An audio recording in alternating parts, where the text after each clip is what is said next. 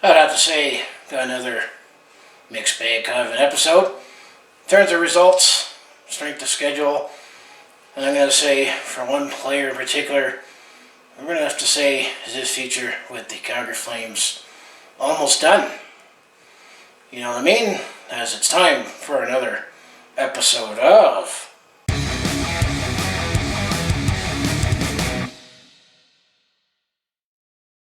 Hi there, it's Brett Hornby here, and welcome back to another episode of my Calgary Flames in 6. We're up to Season 4, episode number 12, as we'll talk about and recap how games 61 to 66 went during the 2021-22 NHL regular season. Once again, apologize for the barely have time to put this video together look, but at least the video is getting up. That's an interesting stretch of games to wrap up pretty much the month of March as we're heading into the final stretch drive of April, as not only we had a mixed bag of games in terms of strength of schedule, but the NHL Trade Deadline, so I'll briefly touch upon what the Calgary Flames did on Trade Deadline Day. So before I get into recap how the previous 6 games went for the Calgary Flames, as well as what I captured with the Stockton 8. If you want to follow along with this Calgary sports fan's journey, just make sure you hit like and subscribe, as I mostly do talk Calgary sports on my YouTube channel, and also have my other social media links down in the description below, so I appreciate like and subscribe as you want to follow along to find out what videos that I plan to make in the future. There is a video series that I'm planning on coming up pretty soon that I'm going to say Calgary sports fans are going to be very, very nostalgic for. So let's bring up my notes. Let's talk about how the previous 6 games went for the Calgary Flames. Still say we're in good shape to not only make playoffs but win the Pacific Division, but this is a mixed bag, so bear with it. So game 61, this happened on Friday, March the 18th, as the Calgary Flames were at home. They were hosting the Buffalo Sabres. What excitement can we get for hosting the Buffalo Sabres? Well, I wouldn't say it turned out to be a little more exciting than anticipated, given how the game played out and the fact that this was the debut of Calle Jarnkrok as a Calgary Flame, as we acquired him just before this game. So Calle Jarnkrok were number 91 for the Calgary Flames, and I'm going to say, considering, I'll just jump to the chase, there was no scoring in the first period. There was no scoring in the second period. There was no scoring in the third period. However, I felt, considering where the Calgary Flames are in the standings and where the Buffalo Sabres are in the standings, I think the Calgary Flames got outplayed a little by the Buffalo Sabres. So, the fact that there was no scoring in the first period, second period, or third period, usually what I'm going to say is this one needed overtime. And in overtime, it definitely was a back and forth affair. The Calgary Flames missed the net a few times. However, the Buffalo Sabres had more shots on net. And then ultimately, Jacob Markstrom decided to come out and play the puck to try to do a long pass. However, unfortunately, he coughed it up to Tage Thompson, as Tage Thompson did score the overtime winner at the 3:07-minute mark of overtime. So the Buffalo Sabres, they upset the Calgary Flames, and they won 1-0. Definitely was a frustrating night for Jacob Markstrom on that play, but it was definitely turned out to be a goaltender's duel between Dustin Tokarski for Buffalo and Jacob Markstrom for Calgary. Considering that was the only goal of the game, and it was on a cough-up play, it was still a fairly exciting game, considering it was 1-0 for Buffalo. Who needs goals? Goals are overrated. So, well, there'll be a one game that we'll talk about that there was plenty of that to go around, but we're not there yet. So as ultimately, as I said, the Buffalo Sabres, I felt, were the better team on this game. I guess they were also a little pissed off because I think they lost 6-1 up in Edmonton the night before. Well, that would have pissed anyone off, losing to Edmonton big time. But the Buffalo Sabres did outshoot the Calgary Flames 34-24 in this one, including 5-0 in overtime. So obviously there was no one that stood out for the Calgary Flames, as no one had a multi-point game or any points. And then it was Tage Thompson who had the goal for Buffalo, or essentially was a gift from Jacob Markstrom. So the goaltending started the game, which definitely was the duel of this game. Jacob Markstrom made 33 saves and 34 shots for Calgary, while Dustin Tokarski, he made 24 saves in the shutout for Buffalo.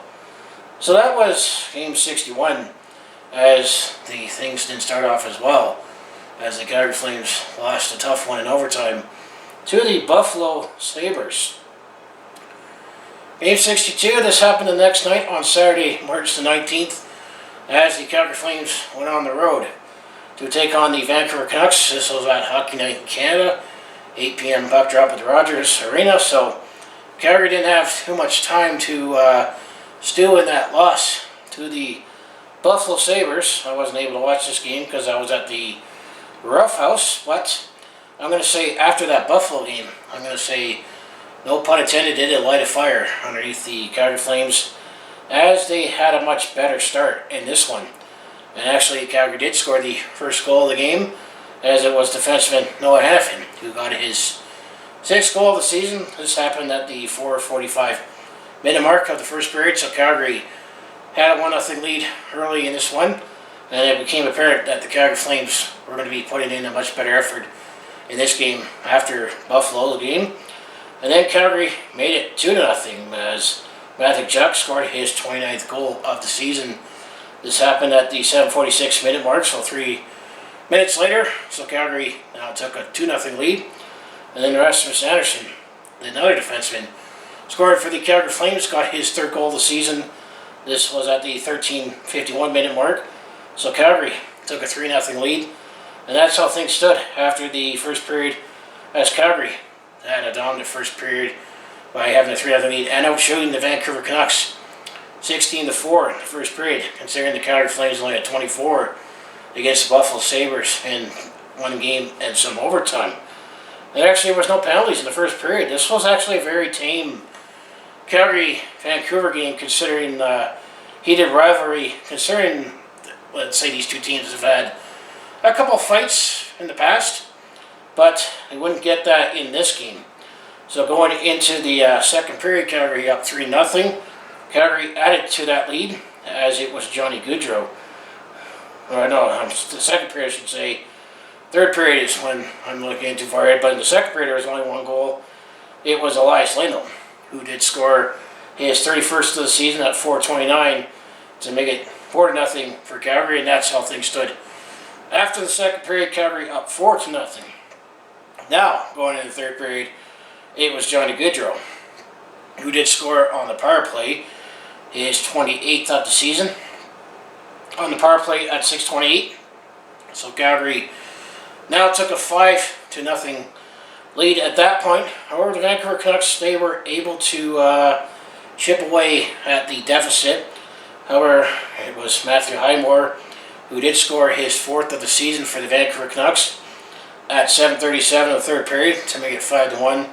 And then Brock Besser scored a late power play goal for the Vancouver Canucks, his 18th of the season at 17:14. So ultimately, it was the Calgary Flames that got the better end of this one against the Vancouver Canucks by winning this one 5-2. And they definitely did put in a much better effort against Vancouver than they did against Buffalo, as they also outshot the Vancouver Canucks 44-25 overall, including that 16-4 first period.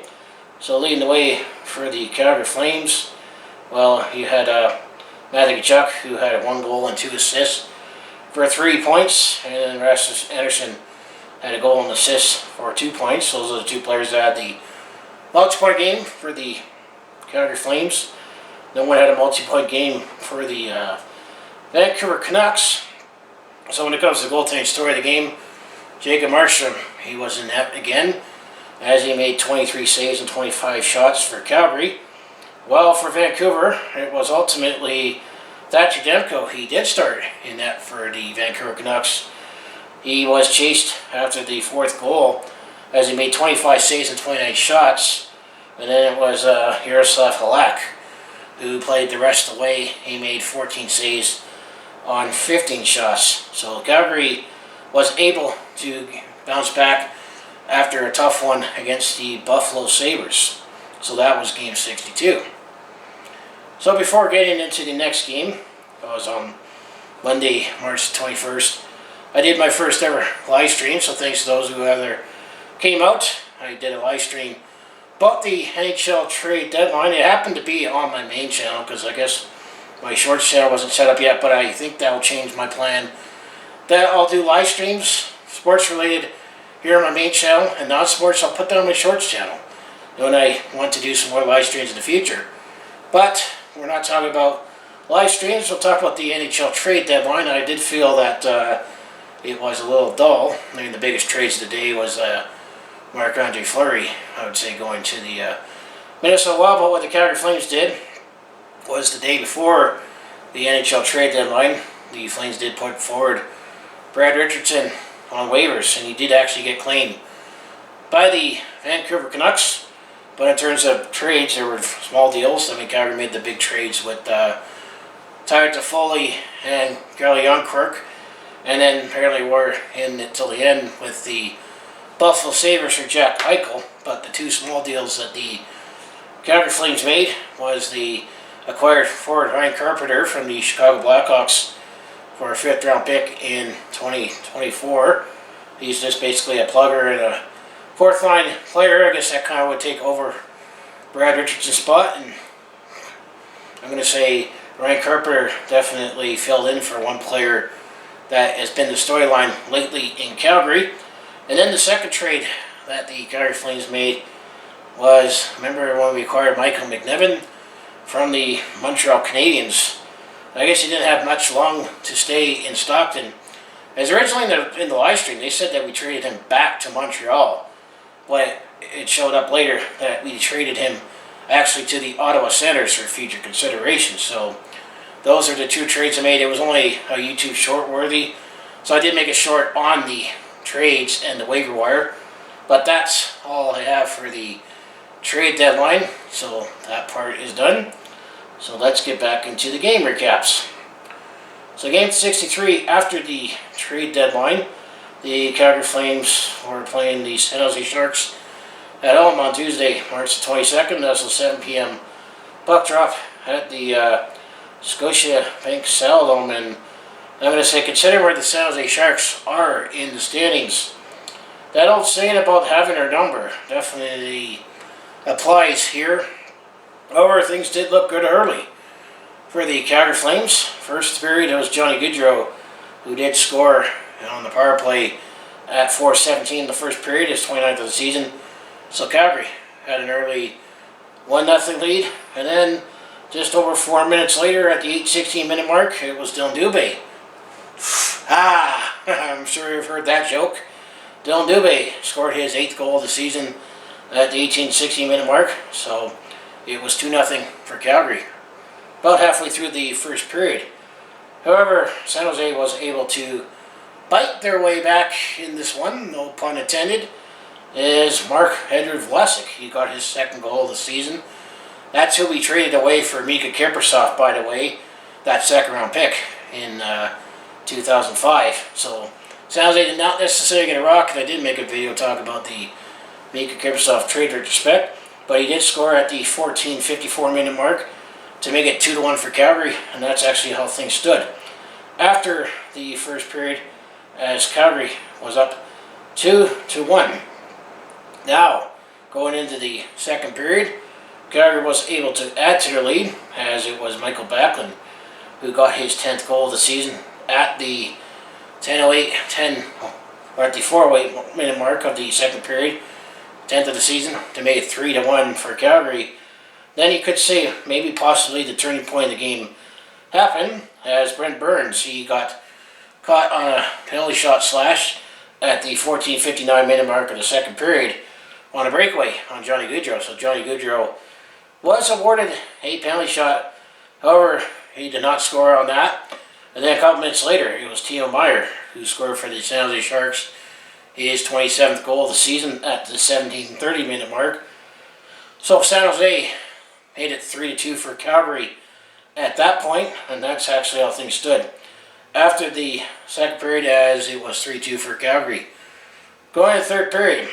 However, third period, it was a 28-second stretch that basically sunk the Calgary Flames like a shark biting through the boat, as it was Alexander Barabanov who got his 10th goal of the season at 11:07 of the third period, his 10th of the season. That tied up the game at 3 apiece. Then Logan Couture, remember he still plays for the San Jose Sharks, he scored his 27th first goal of the season. This was at 11:35, so 11:07 the third period, and then 11:35 the third period. It was now 3-2 for Calgary, now 4-3 for San Jose. And ultimately the Calgary Flames weren't able to press back. So ultimately it was San Jose taking this one 4-3, playing a little bit of a spoiler role here. And I'm going to say the San Jose Sharks, they also outplayed the Calgary Flames as they outshot the Calgary Flames 38-31 overall. So far in the season series, San Jose is 3-0. There's one more game to go, but San Jose did clinch the season series with the Calgary Flames. So that old saying about them having their number comes true right here. So leading the way for the Calgary Flames, well, a couple players had a couple multi-point games. First, it was Johnny Gaudreau, had a goal and assist for 2 points. However, I felt if he were able to score on that penalty shot goal, that would have made it a 4-1 game. I think we would have had a totally different hockey game at that point. And then Matthew Tkachuk chipped in with 2 assists. So leading the way for the San Jose Sharks, there was Timo. Actually, it was Alexander Barabanov who got a goal and assist, the only one with 2 points for the San Jose Sharks. So when it comes to the goaltending story of this game, it was Jacob Markstrom who was still in net for the Calgary Flames in this one. He made 34 saves on 38 shots. While the San Jose Sharks, they actually had James Reimer in net. He made 28 saves on 31 shots. So this is where you kind of see that mixed bag part of this episode, as the Calgary Flames lost another tough one to a team below them in the standings in the San Jose Sharks. So that was game 63. So game 64, this happened on Friday, March the 25th, as the Calgary Flames were at home, taking on the Arizona Coyotes. This was a 7 p.m. puck drop, and Sean Monahan, he actually got pulled out of the lineup. He was a healthy scratch for this one. He actually has gone like 15 games up to this point without registering a point. So Sean Monahan got out of the lineup for Brett Ritchie. So that was the storyline going in this one. So did the Calgary Flames get tripped up by the Arizona Coyotes, or did we take advantage of the Arizona Coyotes? Well, I'm going to say we definitely did the second part. We took advantage of the Arizona Coyotes. However, in the first period, there was no scoring, but the Arizona Coyotes did hang with the Calgary Flames as they outshot the Calgary Flames 10-6 in the first period. So we had no scoring in the first period. Now going into the second period, that's when we have developed the Fab Four for the Calgary Flames. As in the second period, it was Matthew Tkachuk who scored his 30th goal of the season to join Johnny Gaudreau, Elias Lindholm, and Andrew Mangiapane as 4 Calgary Flames with 4 30-goal seasons, as it was 33 seconds into the second period. So Calgary took a 1-0 lead. At that point, then Calgary did make it 2-0, as at 3:35 of the second period, on the power play, Elias Lindholm got his 32nd goal of the season to make it 2-0, and then Johnny Gaudreau at 8:14 of the second period got his 30th goal of the season for the Fab Four, as it was 8:14 of the second period. So Calgary had a 3-0 lead, and this is the first time that the Calgary Flames have had 4 players with 30 goals or more since Joe Newendike, Gary Roberts, Robert Reichel, and Darren Fleury did it in the 93-94 season. Has had Newendike, Reichel, Roberts, and Fleury. So there's definitely some modern history to look forward to. So Calgary up 3-0. However, Arizona now, they decided, well, at least we want to get on the score sheet with 11 seconds to go. As Michael Carcone got his first goal of the season at the 1948-minute mark in the second period, so 12 seconds in to go. So it made it 3-1 for Calgary at that point, and that's how things stood after the second period with Calgary up 3-1. And then going into the third period, the Calgary Flames added to the lead as Rasmus Andersson got his fourth goal of the season on the power play at 5:21 in the third period to make it 4-1. Now it was going into the final minutes that Arizona was able to get within one, as it was, let me try to say this player's name, Vladislav Calle Jarnkrok, sorry if I butchered the name, got his first goal of the season at the 18:07-minute mark of the third period. So Calgary had a 4-2 lead. And that's how things stood at the end of the day, as the Calgary Flames won this one 4-2. So at least they took advantage of the Arizona Coyotes, and they also outshot the Arizona Coyotes 33-18 after everything is said and done. So leading the way for the Calgary Flames, Johnny Gaudreau had a goal and 2 assists for 3 points. Matthew Tkachuk had a goal and assist for 2 points. So those are the only 2 players that had multi-point games for the Calgary Flames. No one had a multi-point game for the Arizona Coyotes. So when it comes to goaltending story of this game, Jacob Markstrom was in net for this one, as he made 16 saves on 18 shots. And then the Arizona Coyotes, it was, what's his goalie's name? Mikhail Vanecek. Yeah, I made 29 saves on 33 shots. Yeah, Vermikia. That's a new goalie for the Arizona Coyotes. Definitely have some interesting new names that I definitely apologize for butchering them, but that's who was in net for the Arizona Coyotes. So Calgary did win 4-2 against the Arizona Coyotes for Game 64. Game 65, this happened on Saturday, March the 26th for Battle of Alberta, as the Calgary Flames were hosting the Edmonton Oilers. This was an 8 p.m. puck drop at the Scotiabank Saddledome. I think we all jumped in our DeLorean and went back to the 1980s this one, as if you were goal depleted with the Buffalo game, I'm going to say this game made up for it, big time. So if you want goals, this is your game. So let's take a big breath. Let's recap this one. So in the first period, Edmonton started off early, as it was Derek Brassard who got his 8th goal of the season, 32 seconds in. So Edmonton draw first blood as they took a 1-0 lead at that point. However, it was at 5:28 of the first period. Elias Lindholm tied it up for the Calgary Flames. His third goal of the season. That made it 1-1 at that point. Then a couple goals in a short span later in the first period. Edmonton, I felt, started off this game outplaying the Calgary Flames, but Calgary got the bounces. As at 14:23, Chris Tanev scored his 5th of the season to make it 2-1 for Calgary. And then at 14:39, so literally 16 seconds later, Michael Backlund scored his 11th of the season to make it 3-1 for Calgary at that point. However, in the final minute of the first period, Leon Draisaitl for the Edmonton Oilers scored at 19:01 his 45th goal of the season to make it 3-2, and that's how things stood after the first period. Calgary leading 3-2. This is just the beginning when it comes to goals. Going into the second period, well, just like the first period, the Edmonton Oilers stopped fairly early. This time it was 44 seconds in, a little later. Then the first period on the power play, it was Leon Draisaitl who scored again, his 46th goal of the season, 2nd of the game. That tied it up at 3 apiece. Then, at 3:07 of the second period, Oliver Kylington got into the goalie fray as he scored his 8th of the season. That made it 4-3 for Calgary At that point, however, earlier in this game, Edmonton was getting all the power plays.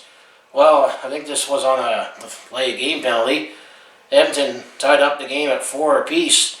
It was Ryan Nugent-Hopkins who scored on the power play, his 8th of the season at 3:52. So we had a 4-4 game.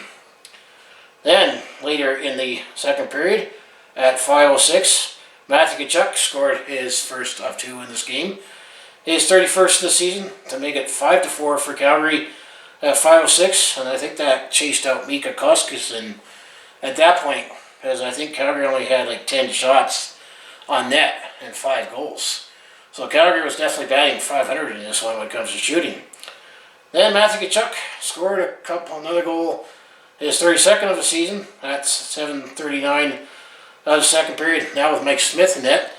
So Calgary now took a 6-4 lead at that point. And however, a couple minutes later, on a power play, it was Leon Draisaitl who actually scored the hat-trick and his 47th goal of the season, as he is in a race with Austin Matthews for the goal-scoring lead. So Calgary had a 6-5 lead, and that's actually all the scoring at that point, is there was no more scoring in the second period. Calgary had a 6-5 lead at that point. Now going to the third period, it wasn't until the 2:55-minute mark of the third period that we got our first goal of the period. This time it went to the Calgary Flames, as Elias Lindholm, he got his second goal of the game, to make it 7-5 for Calgary at his 34th of the season. And then Michael Backlund, he scored his second of the game, 12th of the season at 6:01 to make it 8-5 for Calgary. And then Dylan Dubé, he scored his 9th goal of the season at 14:23 to make it 9-5. And then the We Want Chen chance came out, and I know Calle Jarnkrok was close to getting a goal for Calgary, his first of the Flame, off a crossbar. But ultimately, after everything was said and done, the Calgary Flames won this one 9-5. Yes, 9-5. This definitely was a throwback to the 1980s. Crazy thing with this game is on that same night, the Calgary Roughnecks were taking on the Saskatchewan Rush. There was just as many goals in that game than it was in this hockey game. However, the Calgary Flames actually outscored the Calgary Roughnecks that night, as the Calgary Flames scored 9, while the Calgary Roughnecks only scored 8, but both teams won. So what a wild one it was, as there were definitely a lot of goals. It was one of the highest scoring Battle of Alberta's in history. There was throwback to the 1980s, I said. Considering the Edmonton Oilers started off outshooting the Calgary Flames 18-9 in the first period, Calgary actually ultimately outshot the Edmonton Oilers 38-31 overall, including 16-4 in the third period. But I definitely felt this one, the penalties definitely were heavily against the Calgary Flames early in this one, as it was definitely a throwback, I should say, to this game.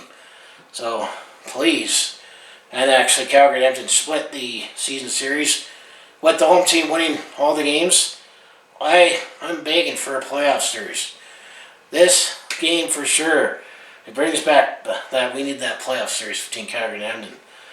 So, leading the way for the Calgary Flames, well, Johnny Gaudreau, he definitely had a great game. He definitely set up a lot of those goals. He had 5 assists. Matthew Tkachuk, he had 2 goals and 2 assists for 4 points. Michael Backlund had 2 goals and 1 assist for 3 points. Chris Tanev had a goal and 2 assists for 3 points. As I mentioned, Elias Lindholm had 2 goals. Noah Hannafin had 2 assists. And Tyler Toffoli had 2 assists. Leading away for the Edmonton Oilers, well, Leon Draisaitl definitely still had a big game. He had 3 goals, 1 assist for 4 points. And Ryan Nugent-Hopkins had 1 goal and 3 assists for 4 points. Connor McDavid, he still managed to get 2 assists in this one, as he's always a threat when he has a puck. One of the fastest players in the league. It's always great to watch, but I still cringe when it's against Calgary, though. So goaltending story of the game, well, Jacob Markstrom, he made 26 saves on 31 shots. And then mentioned for goaltending, Mika Koskinen, he started in net. He made 7 saves on 12 shots after he got chased after the 5th goal.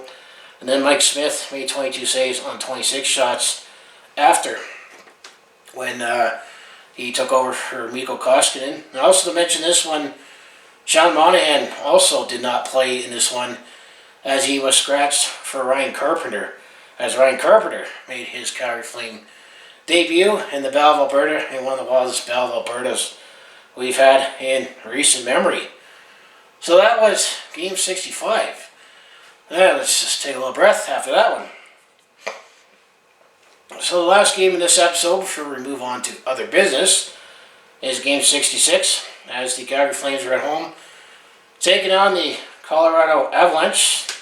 Tuesday, March 29th, 7 p.m. puck drop at the Scotiabank Saddledome. First time taking on the Avalanche at home. Well, how did the Calgary Flames go? Thinking that this could still potentially be a Western Conference Championship preview? Well, first period there was no scoring to report.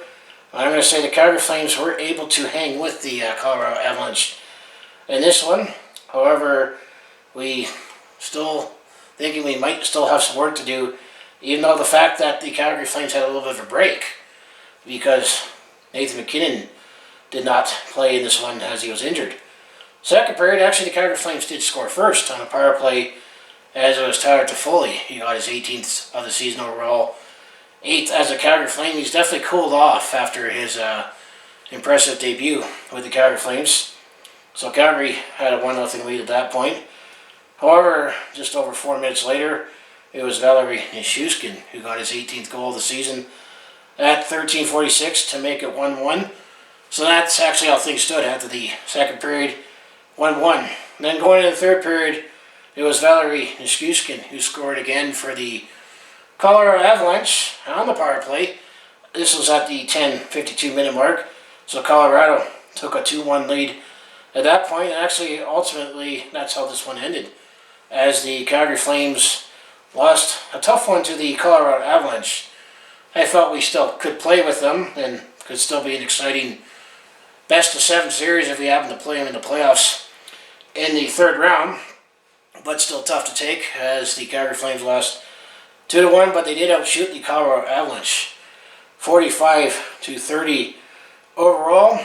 So obviously, no one had a multi-point game for the Calgary Flames, and then Valeri Nichushkin, who had the 2 goals. And then it was Devin Taves who got 2 assists for the Colorado Avalanche. So when it comes to goaltending story of the game, with Jacob Markstrom, he was in net for this one. He made 28 saves on 30 shots. Well, for the Colorado Avalanche, it was Darcy Kemper who was in net, stood on his head. He made 44 saves in 45 shots for the Colorado Avalanche. So after 66 games, the Calgary Flames are still in pretty good shape, as they have 40 wins, 18 losses, and 8 overtime and shootout points. That puts them first in the Pacific Division with 88 points overall. So now if we take a look at the stats and standings, well, player stats for the Calgary Flames, after 66 games, Johnny Gaudreau is leading the way. He has 30 goals, 60 assists for 90 points. Johnny, I think, is definitely on his way to get 100 points this season, barring injury. Second in scoring is Matthew Tkachuk. After 66 games, he has 32 goals, 51 assists for 83 points. Third in scoring is Elias Lindholm. He has 34 goals, 34 assists for 68 points in 66 games. Fourth is Andrew Mangiapane in 66 games, 30 goals, 15 assists for 45 points. Then rounding up the top 5 is Rasmus Andersson in 66 games, 4 goals, 37 assists for 41 points.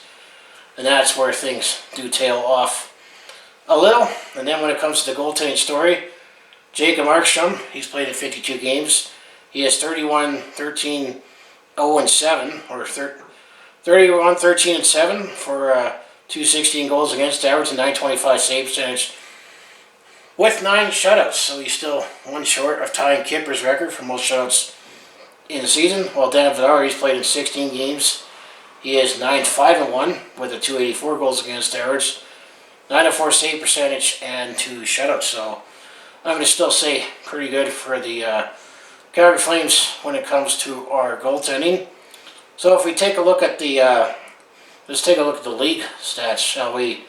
now that I got the app up. So let's take a look at the league stats. So now we already looked at the Flames stats.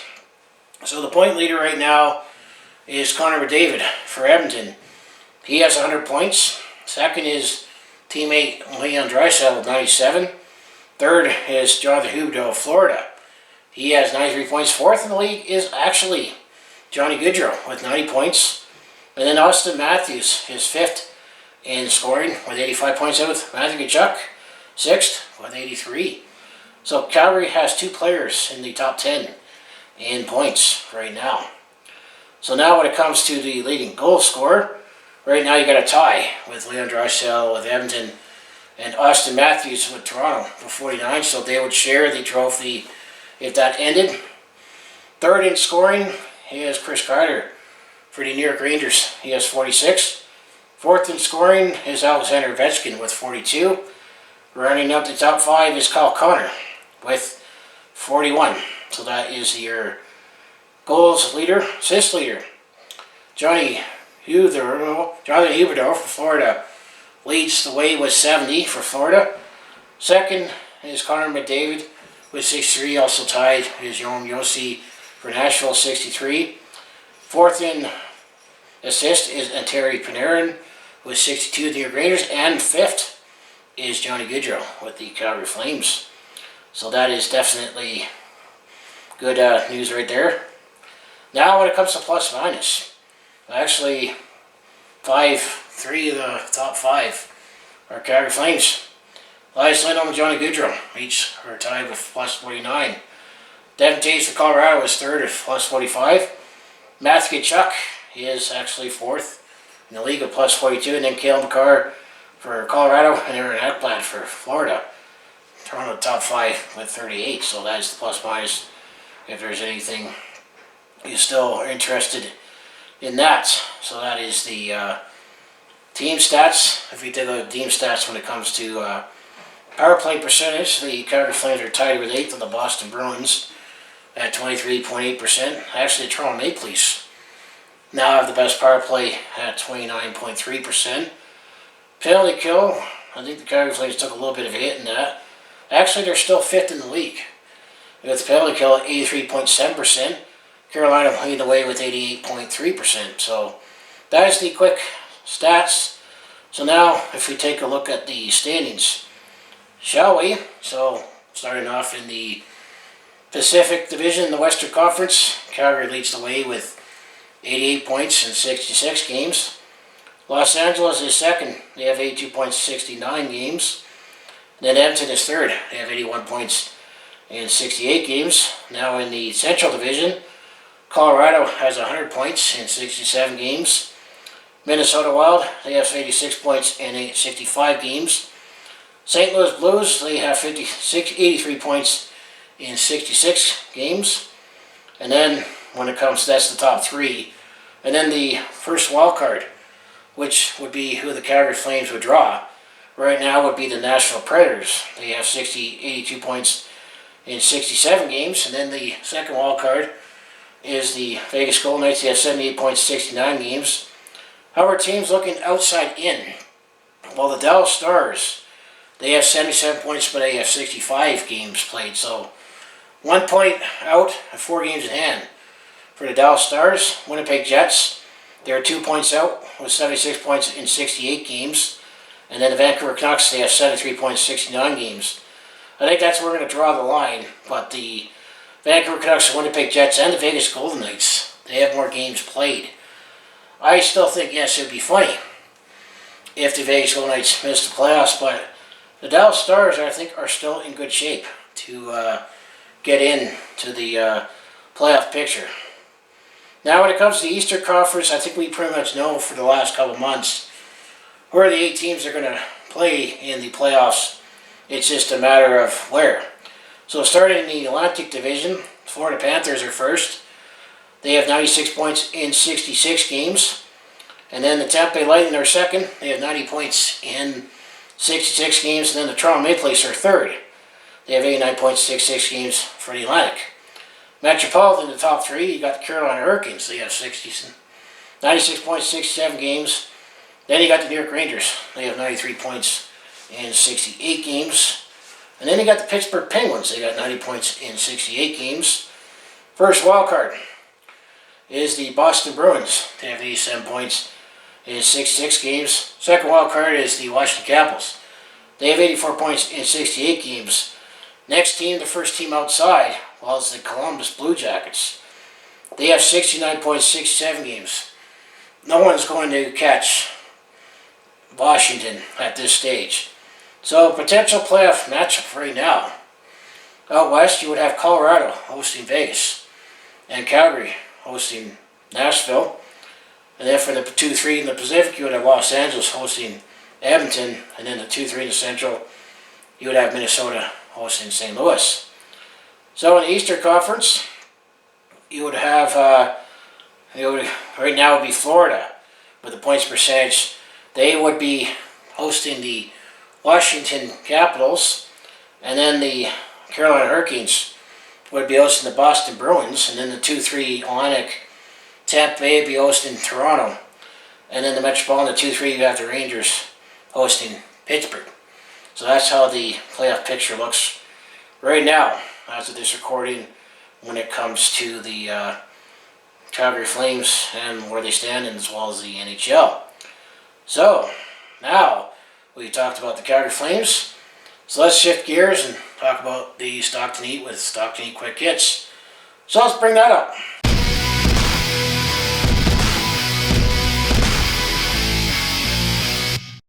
So just like the Calgary Flames, things are still looking good on the farm for the Stockton Heat, as they are also leading the way in the Pacific Division in the American Hockey League.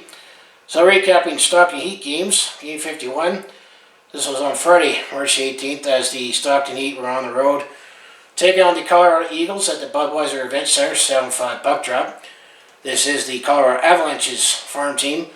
Well, Colorado won this one 4-3, as was Jacob Pelche and Matthew Phillips, each had a goal and assist. Connor Zary had a goal, and then Connor Mackey and Andreas Eglin fought in this one. I'll highlight that. And Dustin Wolf made 39 saves for Stockton. Colorado did outshoot the Stockton Heat 43-31, including a 15-5 stretch in the third period. So Game 52, this happened the next night on Saturday, March the 19th. Oh, the Stockton Heat, they got revenge on Colorado by beating them 10-3. Yes, 10-3 at the Budweiser Event Center at 7:05 p.m. Matthew Phillips had 2 goals and 2 assists. Jacob Pelche had 2 goals and an assist. Connor Zary had 2 goals. Martin Pospisil had a goal and an assist. And then Colton Pullman, Ichi Taloa, Adam Ruzicka, and Luke Phillip each had 2 assists. And then Kevin Gravel, Byron Freeze, and Walker Durer also round up the goal scorers. And then Dustin Wolf made 28 saves in the victory. And then with that game, the Stockton Heat actually were the first team in the American Hockey League to clinch a playoff berth. So the Stockton Heat are playoff bound, but they only play 68 games in the American Hockey League. Game 53, this happened on Tuesday, March the 22nd. As the Stockton Heat were still on the road, they're taking on the San Jose Barracuda. This is the San Jose Sharks farm team at the SAP Center, 8 p.m. puck drop. Stockton won this one 3-1. Justin Kirkland, Matthew Phillips, and Kevin Gravel each had a goal. Dustin Wolf made 25 saves, and also to highlight, Stockton outshot San Jose 43-26, including a 17-6 stretch in the first period. So Game 54, this happened on Friday, March the 25th, as the Stockton Heat were back at home. They were hosting the Abbotsford Canucks.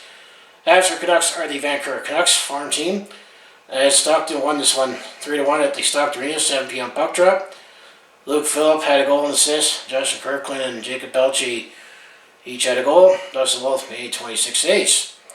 Game 55, this happened on Sunday, March 27th. As this time the Stockton Heat were back on the road, they were taking on the San Diego Gulls and our Ducks farm team at the Pechanga Arena, 6 p.m. puck drop. Stockton won this one 7-5. Luke Phillip had 2 goals. Emil Pettersson, Connor Zary each had a goal and assist. Glenn Godwin, Byron Fraser, and Andy Rolneski each had a goal. Justin Kirkland had 2 assists, and it was Adam Warner who was in net for Stockton, made 21 saves. And then since the fact that I waited an extra day to do this video. Stockton had one more game they played, game 56. This was on Wednesday, March the 3rd, as the Stockton Heat were taking on the Colorado Eagles. Similar to the Calgary Flames' fate, they lost 2-1. As this game was in Stockton, 7:30 puck drop. Justin Kirkland was the only one that scored the goal, while Dustin Wolf made 34 saves. So the Stockton Heat, after 56 games, they are 39-12-4-1. They have 83 points. They're also first in the Pacific Division, clinched the playoff spot, and they have 12 games remaining. And what's interesting in the American Hockey League playoffs is that actually Calgary, or the Stockton Heat, has only played Pacific Division teams. Actually, the first place winner, they actually get a bye into the second round, and the other teams, they play each other in a best of three in a play-in. So there's fewer rounds in the American Hockey League, so you can look up the playoff format in the American Hockey League. But the Stockton Heat, they're playing for basically a bye into the next round, and then watch the other Pacific Division teams beating on each other in a best of three series. So let's bring up the player stats. Top five for the Stockton Heat. Matthew Phillips leads the way in 53 games. He has 25 goals, 34 assists for 59 points. Second is Jacob Pelche in 55 games. He has 26 goals, 29 assists for 55 points. Third is Glenn Godwin in 53 games. He has 13 goals, 32 assists for 45 points. Fourth is Luke Phillip. He has 54 games played at 21 goals, 18 assists for 39 points. Right at the top five is Justin Kirkland. He has 54 games, 17 assists, 20 points, assists for 37 points. And if you're curious how Connor Zary is doing, he's kind of struggled, although he's kind of picked it up. He's ninth in scoring right now. In 44 games, he has 9 goals, 12 assists for 21 points. So just want to highlight Connor Zary as well, as he hasn't had as strong of a season so far. He's had some injuries in his first full year with the American Hockey League. So goaltending, well, Dustin Wolf, he still has crazy goaltending numbers in 39 games played. He has 29-6-3 with no shootout losses, with a 9.25 save percentage and a 230 goals against average. However, no shutouts. Crazy. And then Adam Werner, who is the backup goalie. In 18 games played, he is 10-5-2-1. He has an 880 goals against save percentage and a 316 goals against average. So it's definitely a little more disparity when it comes to goaltending, when it comes to Stockton Heat. But Dustin Wolf definitely has also been having a great rookie season, as well as Jacob Pelche. So that's Stockton Heat quick hits. So now looking ahead, this is what we'll take a look ahead to the next 6 games for the Calgary Flames and the next few games for the Stockton Heat, as now we'll wrapping up March and heading into April. So game 67, Thursday, March the 31st, the Calgary Flames will be hosting the Los Angeles Kings. Definitely be interesting, as the Flames have a lot of former Kings right now. This will be a 7 p.m. puck drop at the Scotiabank Saddledome. And then game 68, this will be on Saturday, April the 2nd, as the Calgary Flames will be hosting the St. Louis Blues. This could be a potential first round matchup, depending on how things shake down in the Pacific or the Central Division and wild card. So we could pay attention to that as a potential playoff matchup. Same with the Los Angeles Kings. This will be on Hockey Night Canada at 8 p.m. puck drop. And then the Calgary Flames will go on the road to spend some time on the Pacific Coast. So game 69, this will be on Monday, March the 4th, as the Calgary Flames will be in Los Angeles, now that the Crypto.com Arena, formerly the Staples Center, that will be an 8 p.m. puck drop. So that's going to be another past my bedtime o'clock game.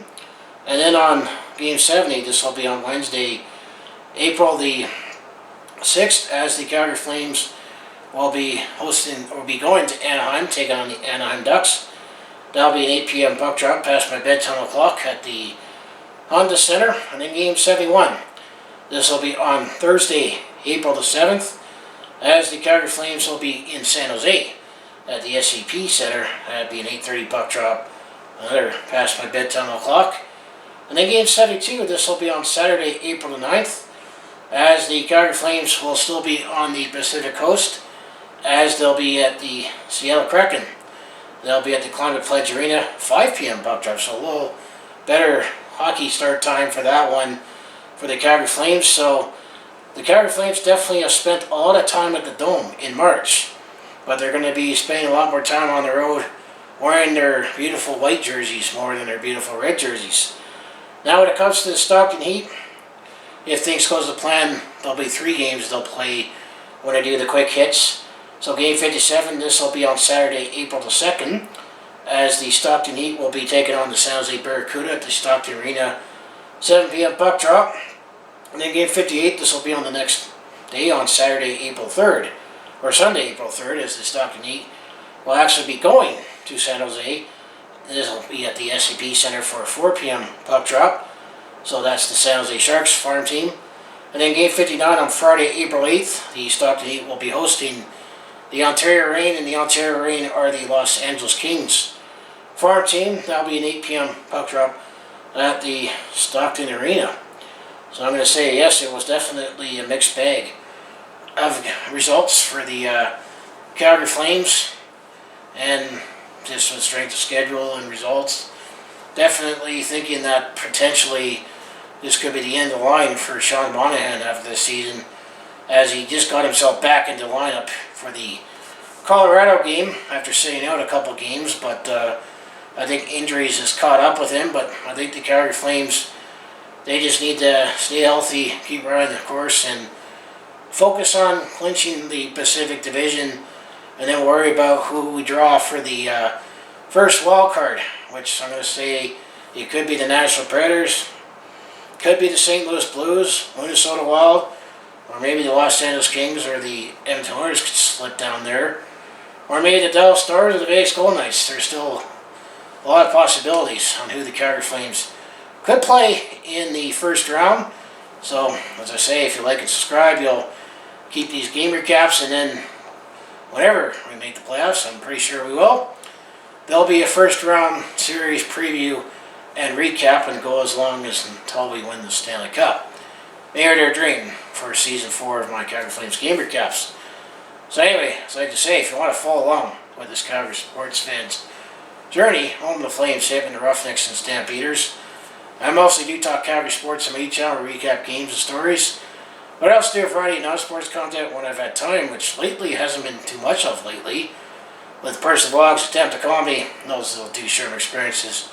Let's say I'm on the road or a sport event, and I've done some vlog and go, which I plan to do a little more of that in the spring and summer when things warm up and there's more activities to do, and hopefully I've recharged a little more, which that's also one of the reasons why I haven't been able to have time to make content. But if that all sounds like the interest to watch, to follow along with this Calgary sports fans journey, you know what you need to do, just make sure you hit like, subscribe. I also have my other social links down in the description below, and I am planning on doing a video series here talking about the 2004 playoff run for the Calgary Flames, because it turns 18 this year, believe it or not.